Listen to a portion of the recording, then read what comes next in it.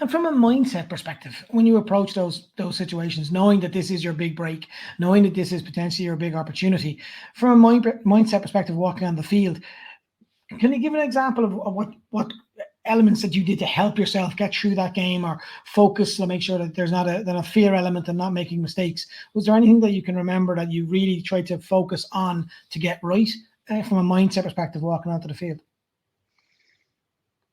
It's a good question. I can think back on comparing the games that went well for me and where my mindset was at going into them versus the games where I didn't take my chances.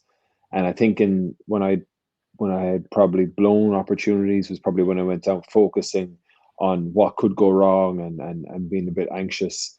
And then it was funny, I was living with a guy, Ian Dowling, at the time, and he'd made his debut for Munster. And that week that I was hanging around with him, he kept, it kept being, because he's from Kilkenny, and it's not traditional for Munster to have players playing for them that are from Kilkenny. It was in quite a lot of the national media, and Ian would just keep embracing it and going, ringing his mates in the car and going, "Did you hear this, lads? They're talking about me making my debut for Munster." And I was getting kind of irritated because I was like, in my head, as silly as it sounds, I was like, I've got more ability than this guy, but I was far more nervous when I was getting an opportunity. And I said, "You're not nervous?" And he just said it so clearly to me. He goes, "Jerry," "I've never trained as hard as I have over the last 4 months. I'm never going to be as good as I am. Like, this is the best I've ever been at rugby." And he said, the worst thing that's ever happened to me is I got taken off in an under-15s game at halftime because I played poorly and I wasn't trying.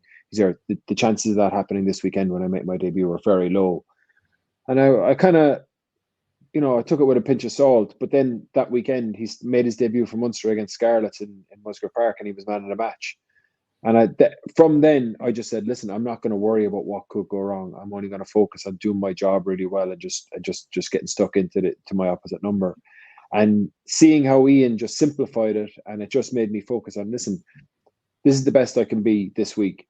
So if this is my opportunity, I'm going to go out and give the best account of myself. And if it's not good enough, then so be it.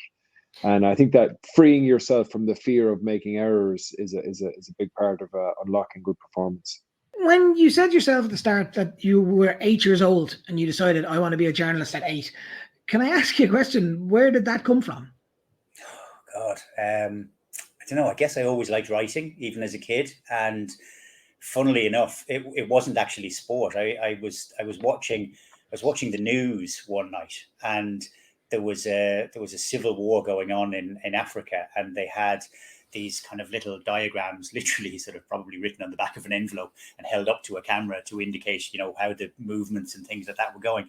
And then they cut to this journalist, and bizarrely, God only knows what kind of an upbringing I had, but as an 8-year-old, I just wanted to be that person. I wanted to be talking to a camera and breaking news. And it never left me. I've been in and around the edges. I do a lot of writing now, and I'm a kind of a part-time journalist, part-time networker, part-time CEO, part-time this, that, and everything else, part-time chair of Dublin City Council Sports Partnership, and all sorts of different things. But at its heart, I get up very early every morning, and I write our daily morning bulletin that goes out. And I just love that. I bounce out of bed every morning. And I love the ability of, either putting a pencil to a page or putting my fingers to a keyboard and helping to tell a story. I just love it. Yeah. How do you see the future of sport going forward over the next 2 or 3 years? Not necessarily just with the Pittsburgh Steelers, but over across all sports. Is there anything that you can think on that one? Yeah, I think what you're going to start to see more of, and you're starting to see it to some extent, but I think it's really going to ratchet up exponentially here soon, is what I'll call a singular fan journey, right? That the idea that every fan's way of interacting with the team is going to become so personalized to them that it's literally going to become one of one, right? And as you've laid out, that can manifest itself in the stadium, right? The idea of where you're sitting, the experiences before and after the game, those sorts of things, the ability to customize your menu or other things that are happening in there. but I think you'll probably see it even more so outside the stadium in the interactions that fans are having to be able to speak to the exact type of content that they enjoy with the team, and now having the appropriate algorithms to be able to say, okay, fan A likes this type of content in video format. Let's start serving them a whole bunch more of this, right? And that so that eventually, as you go far enough down the path, the way, Anthony, that you would interact with the Pittsburgh Steelers and your experience there versus the way that I would do it would become really quite different, even though we're both interacting with the same team. And I think for years, there's been an extent of that, but it's really had to be more of a shotgun approach, or the idea that, hey, we've got sort of two paths you can go down and half of our fan base may go down each. Soon, I think it's going to be to the point where it's almost an infinite number of paths, where literally each fan's journey feels so customized to them that I think it's really going to open up some unique ways for teams to more deeply engage their fans, and ultimately for, what we do, for partners to integrate in a very meaningful way into that journey. And I think you hit the nail on the head. The more these journeys become one of one, I think the more important it becomes to integrate sponsors in a way that doesn't feel invasive, that feels organic, right? That feels like they were always meant to be there and like it's additive to the process. And that is a challenge for people in our seat, right?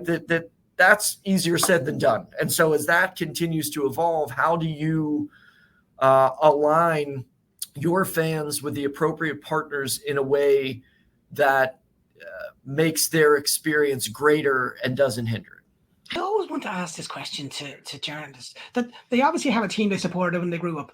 I'm not going to ask you the answer. Yes. You support a team, and me being a fan, I always find it funny that if I'm for my sins, I'm a West Ham fan, Munster rugby fan obviously as well, but I'm a West Ham fan. So let's use West Ham as an example. West Ham were playing a game against Manchester United, who I would have grown up not exactly liking.